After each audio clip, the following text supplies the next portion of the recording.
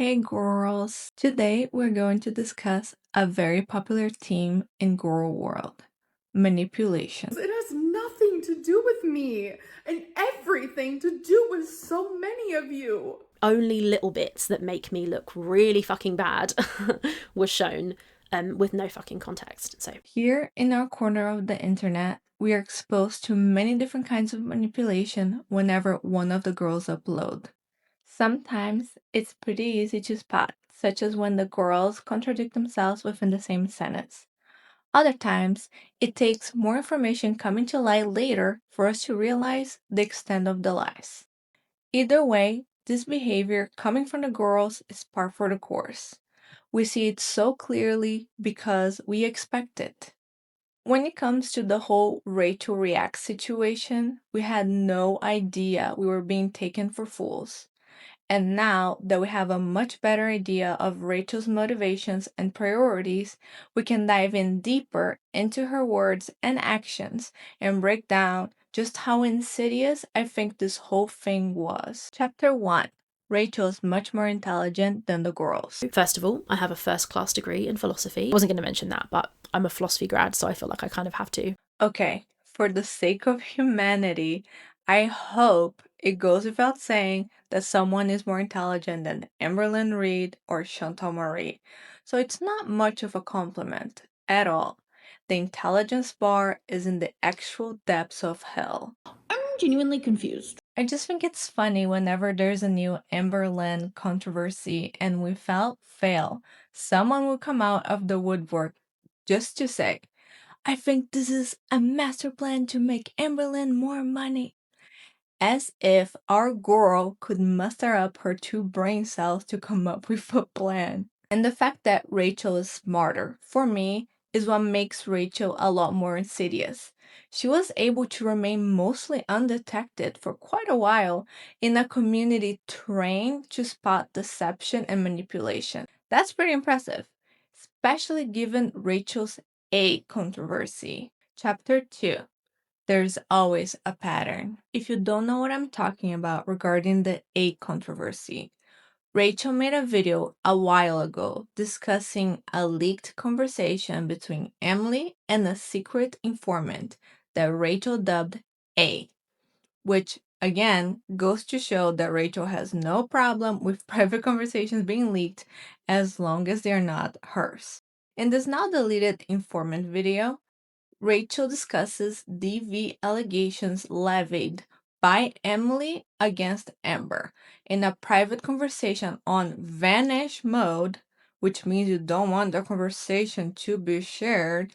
And even Rachel said herself in that video, this doesn't seem like something that Emily wants to get out. To quote Rachel here, no shit, Sherlock. Obviously, things have changed since then, and Emily no longer has a problem discussing her relationship with Amberlyn with reactors. But that wasn't the case at the time this controversy happened.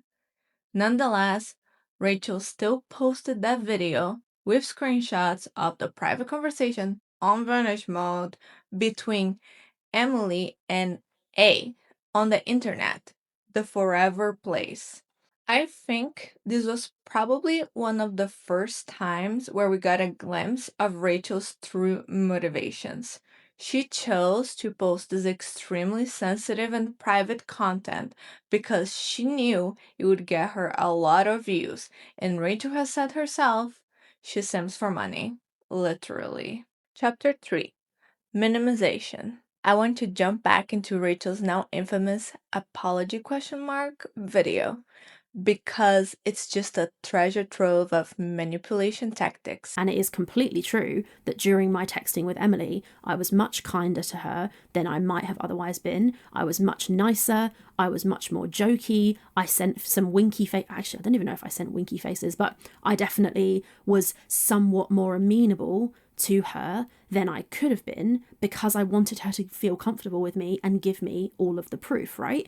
I don't think anybody is going to send somebody else like 150 screenshots, videos, various other stuff without you making them feel comfortable. So I describe that as flirting in the Discord, and I probably stand by that. I definitely did flirt with her a little bit, I don't give a fuck about that. If you saw this alleged flirting, you'd be like, oh, because it was literally nothing. I just personally think that it's no big deal. In these clips, Rachel tells us that she was, and I quote, somewhat more amenable to Emily, end quote. She says, actually, I don't even know if I sent her winky faces. And to minimize further, she says, it's literally nothing. This description does not match up to how Rachel characterized said flirting in the Discord chats. As you can see on this screenshot, Rachel says herself, and I quote, I flirted a little, not gonna lie. I wanted a tea. And then she goes on to elaborate, quote, it got a bit uncomfortable, not gonna lie. I'm a big old flirt, and she took the bait. Okay, so Rachel flirted to the point where it got uncomfortable. Even though Rachel thinks flirting is no big deal, that must have been some serious flirting, allegedly.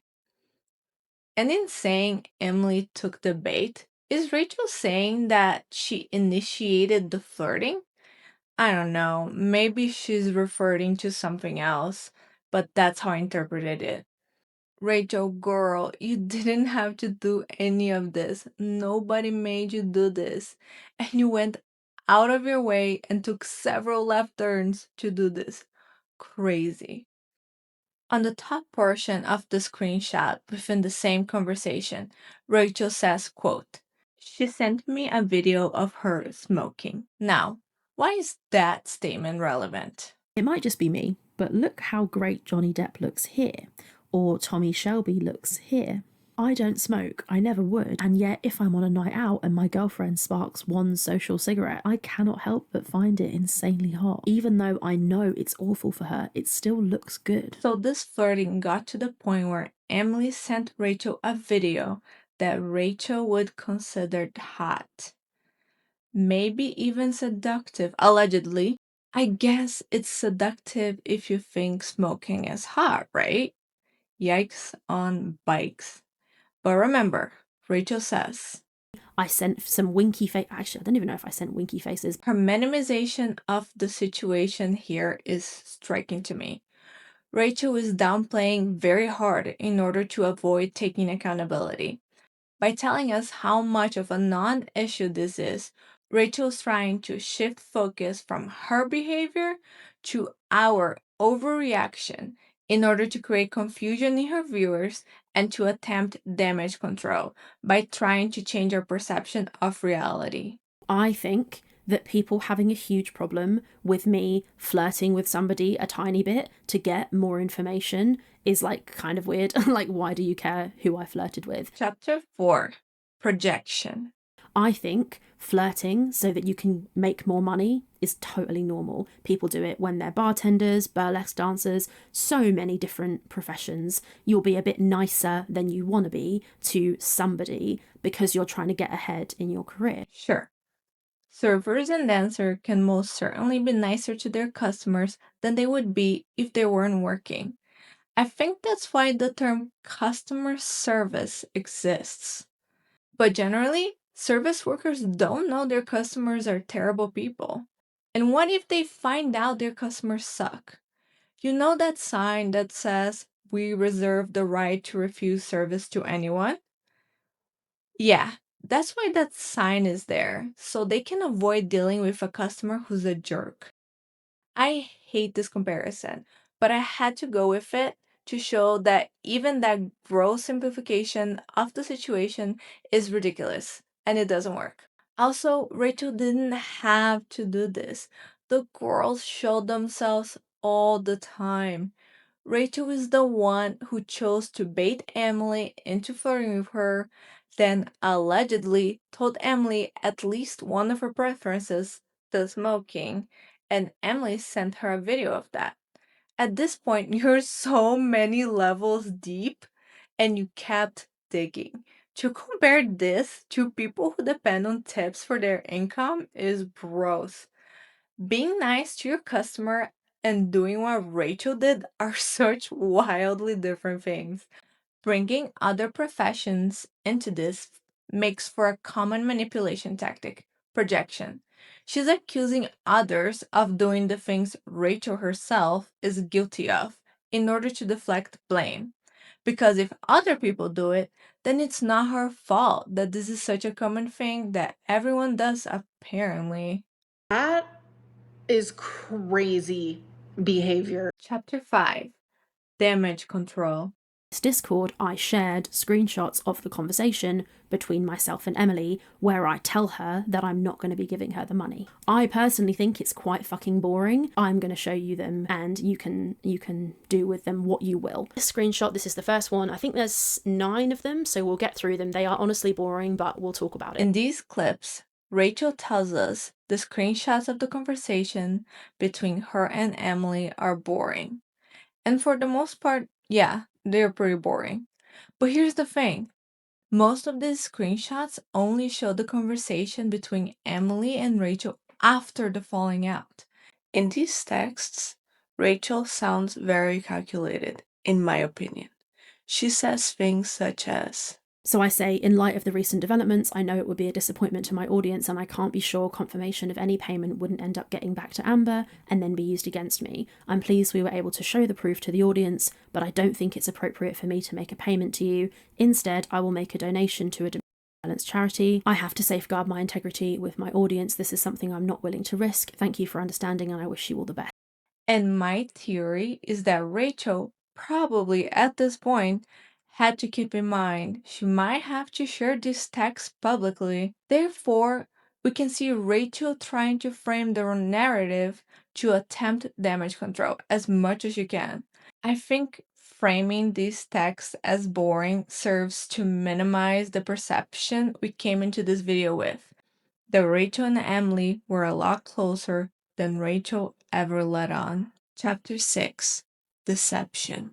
I think our communications have skewed my judgment and impartiality towards the situation, and I think it's best we stop speaking. And that's absolutely true. She was telling me all kinds of stuff about herself, about Amber, and it was getting very difficult to tell what was true and what wasn't true. And having her in my ear whilst I was trying to make content for you guys was just weird and it felt uncomfortable. As Rachel's audience, reading the leaked Discord chats, it became clear to us that Rachel got lost in the sauce. She lost her ability to analyze the situation from an objective point of view. However, she kept making videos on the situation. And this next clip is what Rachel told us before premiering the video she was going to split the profits off of with Emily.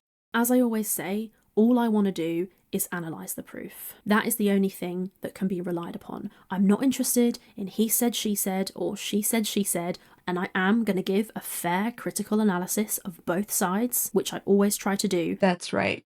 Rachel told us she was going to give us a fair critical analysis in her upcoming video. The one where we had no idea Rachel was planning on splitting the profits with Emily. Rachel premiered that video and watched the support pour in, the hype, the likes, the comments, the super chats, while in the background, she fully intended on splitting all of it with Emily. As a community, we really showed up for Rachel, so finding out after all the support we were being deceived really sucked. Chapter 7, Playing the Victim. I feel I've been a pawn in a bigger game between you and Amber, and that my good intentions have been somewhat used. I thought I was sharing her story, but actually that's not really what was going on. She was using me and my channel and my angle to try and attack Amber. She didn't actually want to get her story out. Since the introduction of Emily as a side character, we as a community felt she had ulterior motives. Why would someone seek a relationship with Amberlynn? And the public one at that. Amberlynn is someone whose past relationships were documented online, and they display a clear pattern of abuse. Everything we have learned since has just solidified our stance that there is something really off with Emily. In the clip I just showed, Rachel tried to play it off as if she felt like a pawn between Amber and Emily, the innocent one in this mess, and Emily was the one using Rachel's channel, when in reality, they were using each other. Playing the victim in this situation is ridiculous. Rachel was upset that Amber and Emily were talking because she didn't want us to find out about their shenanigans. I knew that if you guys knew that I had paid Emily for this, that you would be so angry with me. What's even more ridiculous is that Rachel actually fought these two clowns stop talking? Did she actually believe that? Or was it just convenient for her bank account to believe that? Chapter 8: Contradictory Statements. And I know that people in this community, the way this community works is people talk about each other. That's what we do. That's how Girl World works. So I made this YouTube channel with my full government face, my name, my face. Here I am giving my opinion. I chose this, right? I'm fine with people talking about whatever they want because that's what Girl World is. If I didn't want to do it and I didn't want to be a part of it and I didn't want people talking about my face, my name, whatever, if I didn't want people talking about me and my takes and what I've done, whatever, in their own communities, then I could just stop making videos. So I'm never going to be angry and butthurt at people, at you, for talking about me in your communities because that's what I do. I talk about people in my community, right? At the end of her video, Rachel tells us she's fine with people talking about her. After all, we're in Gorl World, a drama community, and this is what we do. But wait a second, what did you just say 3 minutes ago, Rachel? I've seen the people in this creator's Discord, they're all circle jerking and laughing and talking with each other, and it's hilarious because they don't even know how to read a date, and they're all excited, and there's loads of moral grandstanding going on, and they're all really excited and happy and talking with their Discord buddies about the tea that they've gotten about me, when in fact they didn't actually get very much tea at all, and I just think that's kind of funny. Okay, so which one is it? Are you or are you not okay with the community talking about you and your actions? And also, isn't circle jerking and all that exactly what you and your Discord buddies were doing? Get some self awareness, girl. Chapter 9: Superiority Complex. As you can see, one of the Discord screenshots shows someone calling Obese to Beast a popular idiot. So Obese to Beast made the following thumbnail and video, and Rachel left this comment on his video.